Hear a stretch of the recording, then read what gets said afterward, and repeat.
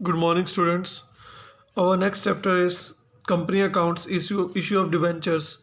So debentures एक ऋण पत्र होते हैं हमारे पास, एक लोन होता है which is taken by company from the debenture holders, यानी कि यूजुअली फ्रॉम द पब्लिक जो है कंपनी लोन लेती है। तो शेयर्स की तरह होते हैं, हालांकि शेयर्स और इसमें बहुत ज़्यादा डिफरेंस होता है। बस मैं आपको इशू की बात कर रहा हूँ कि शेयर जैसे इशू करते हैं वैसे ही कंपनी एक डिबेंचर इशू करती है। तो डिबेंचर एक बेसिकली जब कंपनी को रिक्वायरमेंट होती है लॉन्ग टर्म बेसिस पे फंड्स की, तो कंपनी जो है बोरो करती है मनी पब्लिक से बाय इशूइंग डिबेंचर्स। तो डिबेंचर जो कंपनी जो इशू करेगी वो बेसिकली एक सर्टिफिकेट होता है, ठीक है। Debenture is made certificate given under seal of the company. Company के सील के अंदर वो सर्टिफिकेट को दिया जाता है जिसके अंदर एक्नॉलेजमेंट लिखी होती है कि डेट जो है वो टेकन बाय द कंपनी है, और जो भी वो कंपनी की कॉमन सील होगी, स्टैम्प होगी, वो उस पर लिखा होगा। तो बेसिकली जो डिबेंचर है इसके अंदर डिबेंचर स्टॉक होता है, डिबेंचर बॉन्ड्स होते हैं और अदर सिक्योरिटी होती है किसी भी कंपनी की, जो कंपनी जो है एसेट्स के ऊपर चार्ज करती है और नहीं करती, वो जो भी मेंशन होगा वो सब लिखा होगा। तो ये बेसिकली एक लोन है taken by the company from the debenture holder, ठीक है।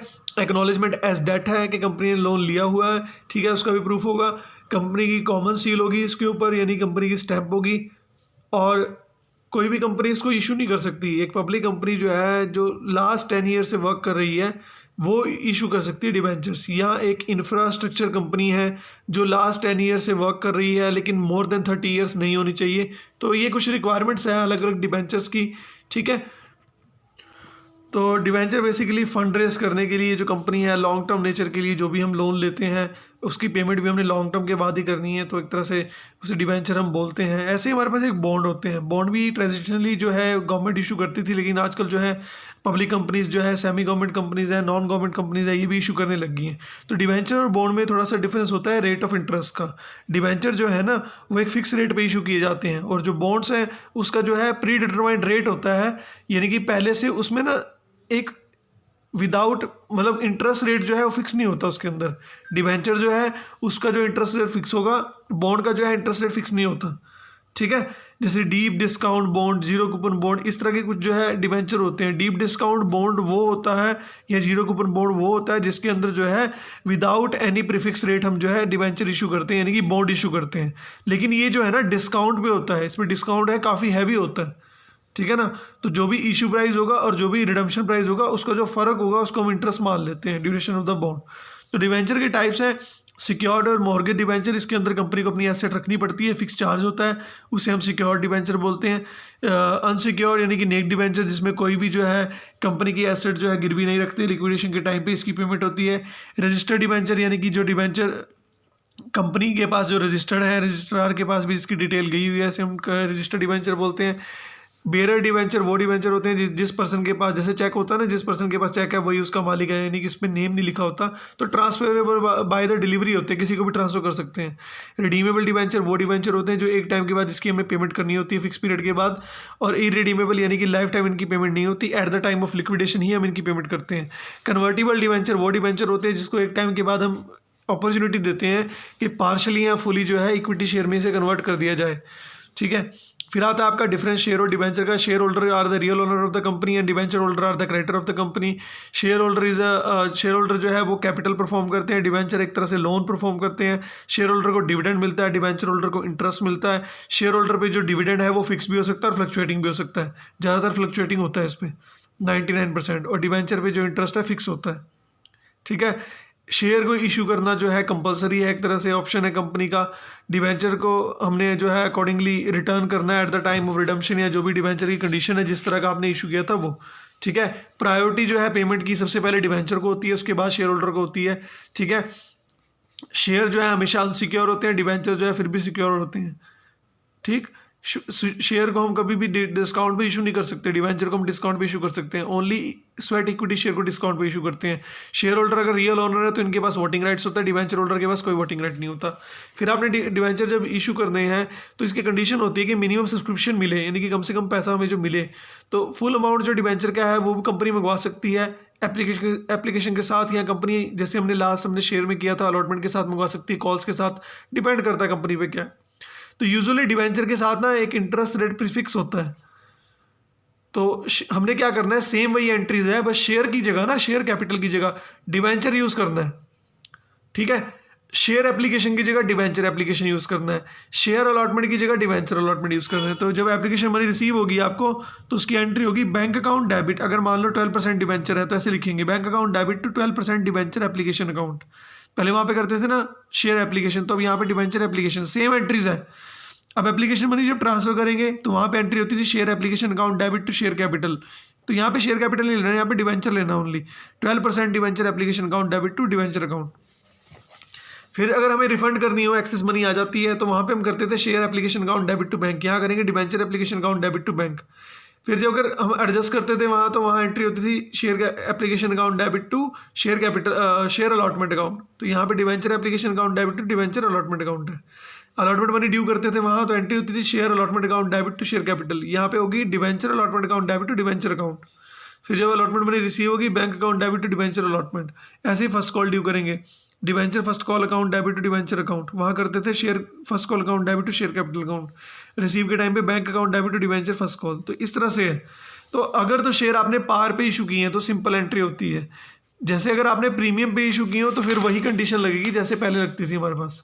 ठीक है, कोई प्रॉब्लम नहीं है, बहुत ही ईजी चैप्टर है ये, आप एक दिन के अंदर भी कर सकते हो आप इसको, इतना ईजी चैप्टर है। तो मैं इसको आपका प्रैक्टिकल करवाता हूँ। एक्स लिमिटेड ने इशू किए हैं 20,000 डिवेंचर, 15% इसका रेट है, 100 एट पार, 100 की चीज़ को 100 पे इशू कर दिया। Payable as follows 25% application, 25 allotment, 50 on first and final call.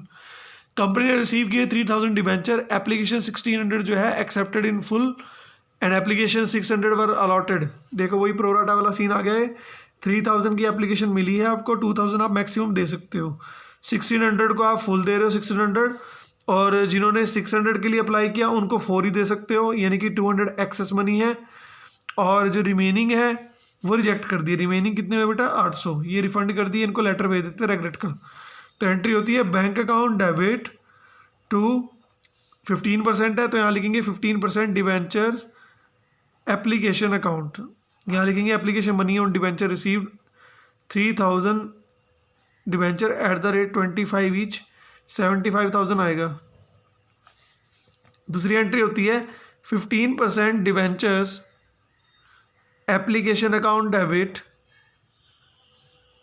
To 15% debentures, original जितने आपने डिवेंचर इशू किए हैं वो। ठीक है, अब प्रीमियम तो अलॉटमेंट के साथ होता है यूजुअली, इस क्वेश्चन में तो चलो है ही नहीं। अब जो एक्सेस है उसको हमने कहाँ पे करना है, 15% डिवेंचर्स अलॉटमेंट अकाउंट, और जो रिफंड करने हैं वो करेंगे to 15% debenture to bank account. Refund की एंट्री वही जो पहले करते थे। तो 75,000 है, यहाँ पे ओरिजिनल 2,000 मल्टीप्लाई बाय 25, 50,000 आ जाएगा। ठीक है, यहाँ पे जो एक्सेस आया था 200 मल्टीप्लाई बाय 25, 5,000, और यहाँ पे जो रिफ़ंड किए 800 मल्टीप्लाई बाय 25। ठीक है, तो ये आपने जो है रिफ़ंड करना है, 20,000 रुपीज़ जो है रिफ़ंड करोगे। तो इस तरह से क्वेश्चन करना है हमें। ठीक है, इजी है बहुत ज़्यादा।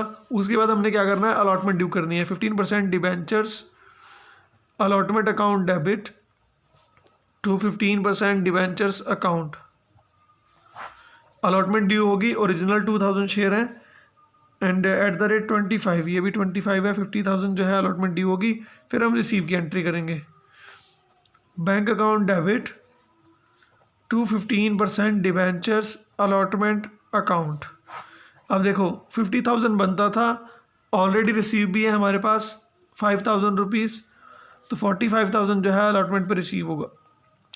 ऐसे हम फर्स्ट कॉल ड्यू कर लेंगे, 15% debenture first and final call account debit to 15% debentures account. Final call का रेट 50 रुपीज़ है, at the rate 2,000 shares 1 lakh आना चाहिए, सारा रिसीव हो गया अमाउंट। तो लिखेंगे bank account debit to 15% debenture first and final call account. थोड़ा प्रॉपरली लिख लेना, नीट एंड क्लीन।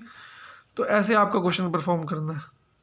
ठीक है, लेकिन इसमें एक क्वेश्चन है, इसी में पॉइंट है, all money due we receive except final call on 100 debenture. तो यहाँ पे 1 लाख नहीं लिखेंगे, 1 लाख तो बनता है, लेस कर देंगे कॉल्स इन एरियर। आप उसको डेबिट पे लिख सकते हो, bank account debit call in arrear account debit, कोई इशू नहीं है। तो ये 100 शेयर पे है, एट द रेट 55,000 रिसीव नहीं हुआ, इट मीन्स 95,000 यहाँ पे लिखेंगे। तो ये थोड़ा सा देख लिया करो। तो इस तरह से हमें करने होते हैं क्वेश्चन। प्रीमियम वाला क्वेश्चन आ जाए तो उसमें भी हमें जो है जैसे पहले हम करते थे प्रीमियम वाला केसेस वैसे कर लेने हैं। परचेज कंसिडरेशन का इसमें पॉइंट थोड़ा सा आपको शायद प्रॉब्लम आए। सिक्योरिटी प्रीमियम रिजर्व को भी ऐसे ही शो करना है जैसे इस क्वेश्चन में bank account debit to debenture application. अच्छा मान लो अलॉटमेंट के साथ प्रीमियम है तो सेम वही कंडीशन है। तो आप इसके 6-7 क्वेश्चन अगर डिस्काउंट आ जाए उसका केस मैं आपको करवा दूंगा। आप 6 क्वेश्चन कीजिए फिलहाल, डिस्काउंट वाला केस जो है आगे जो भी केसेस है वो मैं आपको करवाऊंगा। Thank you so much.